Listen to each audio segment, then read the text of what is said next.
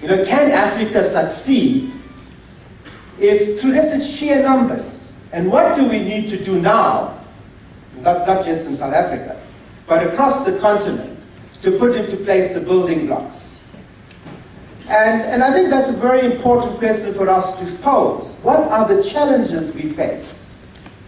The one challenge we face, and it really doesn't matter whether you're talking about the Washington consensus or the Beijing consensus or the Delhi consensus or the Rio consensus, every country that comes into Africa has an agenda. So does every multinational company.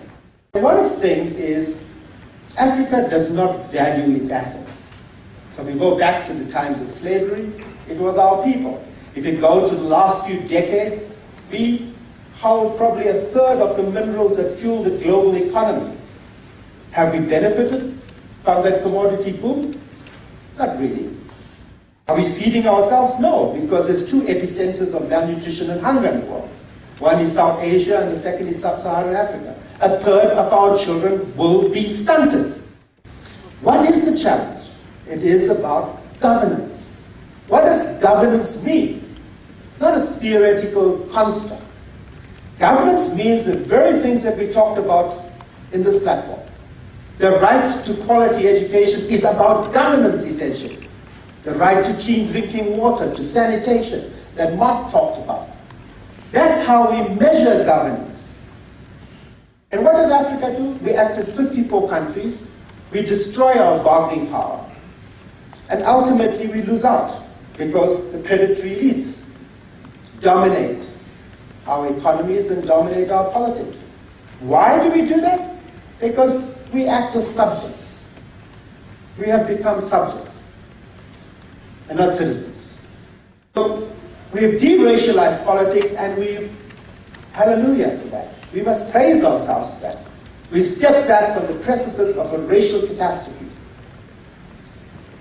But we avoided the tough issues that we had to deal with, which were tough issues in 1990 or in 1994. We swept because what we had was a social consensus about a different vision of South Africa, which gave people hope, which focused not just on the macroeconomic indices, but focused centrally on the indices of human development. How do we make the life of our people a better life? That was our contract in 1994. In 1992, there was a VAT strike, where millions of people in this country went on strike against unilateral restructuring by an apartheid state, which was illegitimate. The agreement when Baron du Plessis was fired with Derek Keyes was that we should have an economic CODESA alongside the political CODESA. It was vetoed. And people felt that no, we really could not deal with those issues because we would be rocking the boat. But today the same people are calling for an economic CODESA. Marikana, whether we like it or not, is a tipping point for us in our democracy. What it demonstrates is a complete breakdown in trust in the leadership. And when that breakdown happens, not just in the factory floor, but in the local community, because the local government is not working, in the management which has got his head in the sand, then people become desperate. And when people become desperate, violence becomes a language. The thing about what was important about what he did in Brazil was not the type of corporate, the sort of first term of focus on the zero hunger that took 30 million people out of absolute poverty. It wasn't the second term focus on economic growth that created 15 million jobs. In fact, the point he makes was that more important than all of that was the compact between government and the people. Because it's only in the presence of that compact and trust that you can make the tough decisions that we all have to make in order to go forward. And so it's very important that we understand that factor. Because I think what's happened in the narrative in South Africa is trust has broken down at all levels. That Lula combined pragmatism, with a deep commitment to resolving social injustice. Who are we trying to change? Because one of these mistakes that big philanthropists and foundations make, and rich individuals, they think that individually they can shift countries. Actually, not.